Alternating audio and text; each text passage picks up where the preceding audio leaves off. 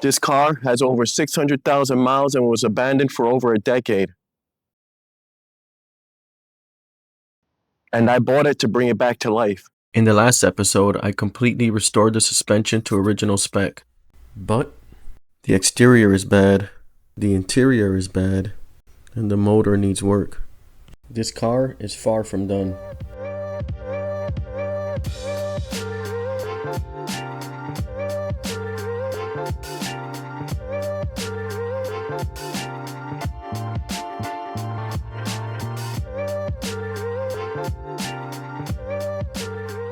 So I'm just gonna start the car up so we can hear the engine and see what the misfires sound like. I'm gonna take some of the parts that I've ordered, like normal tune-up parts, and see if that corrects it. There, because the engine is pretty solid. I mean, it runs really good. Let's get to it.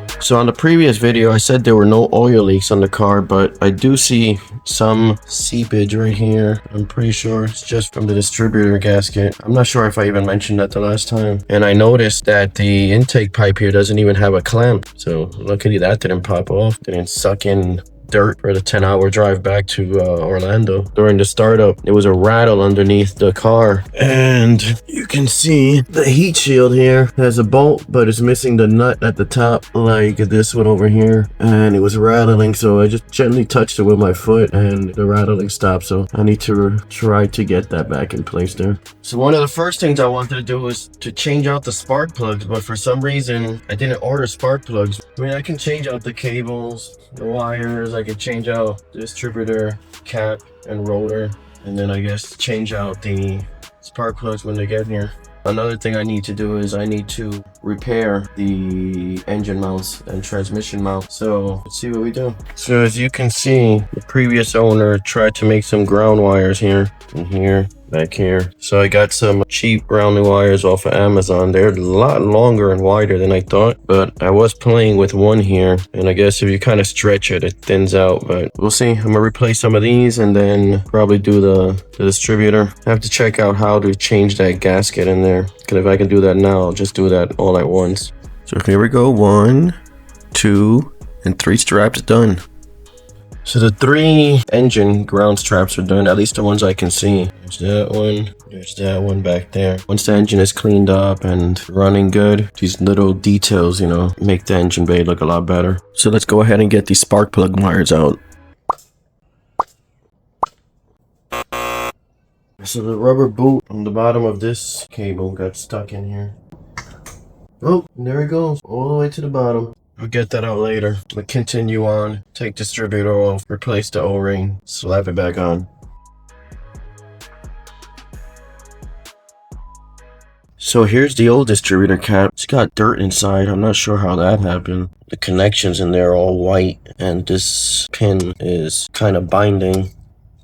Here's the new one. It'll be installing. I'm going to replace the rotor too. After looking at this, taking that off, it looks like the oil leak is actually just coming from the valve cover gasket in there. So I'm going to swap that out, and if the leak doesn't get any better, then I will replace the distributor O-ring. But if not, no need to change something if it's not bad. Half the time you can't believe me when I say I'm not going to do stuff, because here I am removing the distributor. It only has 3 bolts.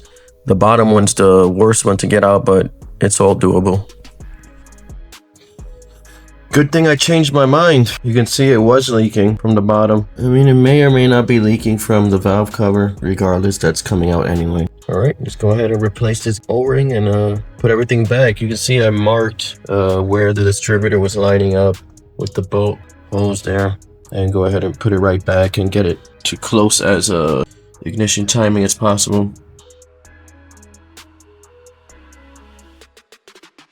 Okay, so the distributor's on, rotor's in there, gasket was replaced. So I started up the engine after installing the distributor, but I forgot to record it, so here's a fake video with some fake ticking noises. Kind of sounds like what I heard after starting it up anyway, so here you go.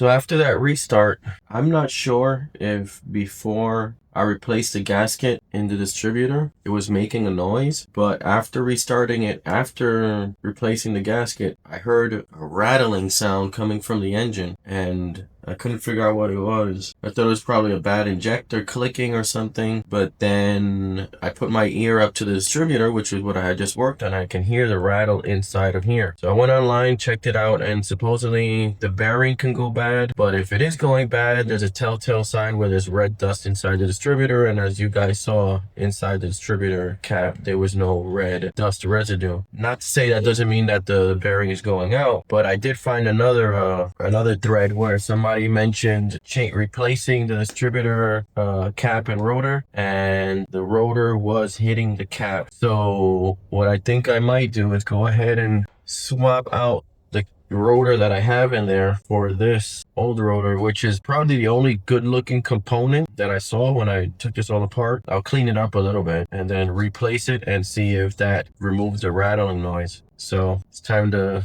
take this back off, even though I hate this worn bolt at the bottom, but yeah, let's get to it. So after saying I was gonna remove the distributor, I thought, why don't I just start it up again and see if it still makes the noise? So that's what I did.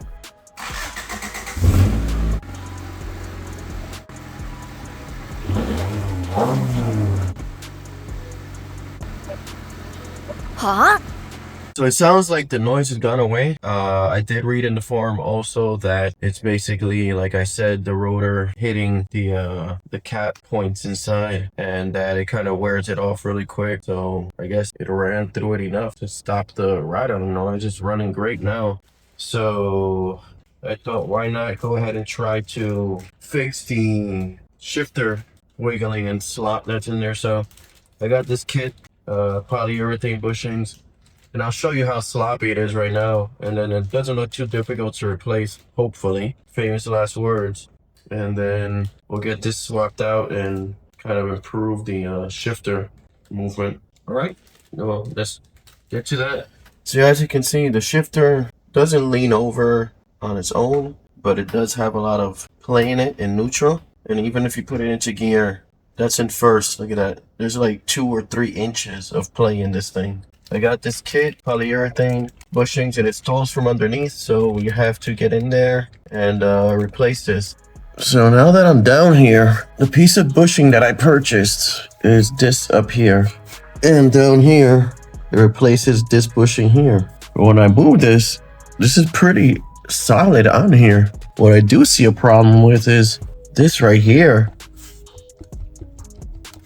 And whatever this little boot was for, you can hear it goes all over, up and down.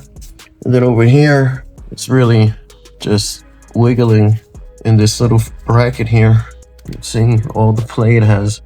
So I need to figure out what that bushing is. I need to figure out what this is, how to fix this. I'm hoping it's a cheap fix. I don't want to replace this whole bar if possible. But whatever, that ball looks like it has a little rust on it. I don't know if that matters. Now I'll have to take the whole thing out and clean it up and see what's wrong with it. I mean, I'm going to go ahead and install these anyway because I have them, and I guess it's an improvement.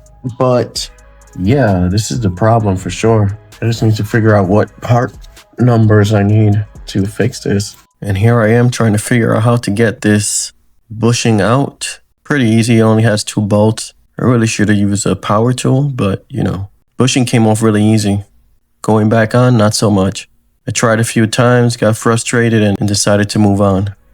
I tried to get that bushing on, and it was really tough to get it on in here since it is a tougher material than the original rubber. So I said, well, let me take the whole rod out, and that's what I did. I took it off from that end and up here, but I see there's more parts I'm gonna have to order. I'm gonna need whatever this rubber boot is called. It looks like it gets installed from the top down. I think this is part of it also. I'm not sure if I'm missing anything from here. I'm gonna have to go online, look at drawings, clean this up, remove this surface rust from it, and I don't know. Check something real quick here. Actually, the play up here is coming from not this here, but this here. So I have to see if that's a bushing I can replace or not. I mean, it's just a pin, and I don't feel a nut or anything on the other side. I have to see how this can come out and how I can replace that. Let me go ahead and clean this up and install the bushings that I do have, and then wait until the new parts come in. Hurry up and wait. So I finally got both bushings on there. It's way easier taking the rod out. When I took it out, I tried doing the same thing. I made the same error trying to get the bushing onto the rod. But then what I did was I put the bushing on the ground and then pushed the rod into the bushing, and there it just went right in with no resistance. And then these were pretty simple. This was just 2 pieces. With this rod done, let's go ahead and start working on the other one. So after researching this joint over here, you have to actually purchase the whole rod. And yeah, you can't just purchase this. As you can see, this is kind of these pins that are riveted in here. And I tried looking for the rod, and I could not find one for the D series engine, only for the B series. So looking through forums, there were a few people that make this work. They have like a list of items you can purchase at your hardware store to remove these pins and then replace them with some bronze or brass bushings and make it work that way. So I'm going to try that out because this is the only one that's really wiggling here. This one's really solid. Everything else seems to be very solid. So, and I just replaced those polyurethane bushings in there. So I'm going to go ahead and get that done, grind this off, and see if I can replicate what everybody else was doing on the forums.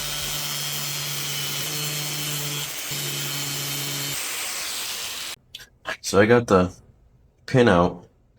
See how we get this out of here.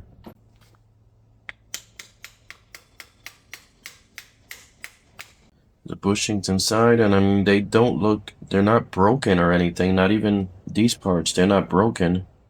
They're just worn down. So we have to go ahead and replace this with some newer material. So here's the contraption I had to come up with. Well, I didn't come up with it, it's online. Here's the 2 brass fittings and the metal inserts to replace the worn out bushings. So now what I do is I have to I have to put this through it to replace the pin that was in there before. And I believe, I'm not sure, let me see. I read something about maybe having to drill this out more for the bolt. Yeah, so I have to drill this hole out a little more to get the bolt to go through. So I'll do that. I'll get this put together and then we'll get it installed on the car. So I have it all assembled now. I actually went ahead and just added a cotter pin to this for extra security. Let's go ahead and install this now. So finally got everything mounted up. The repaired bushing up front, everything back here. So now let's go up top and see how much play we eliminated. Hold up, wait a minute. I forgot something. I'm not done.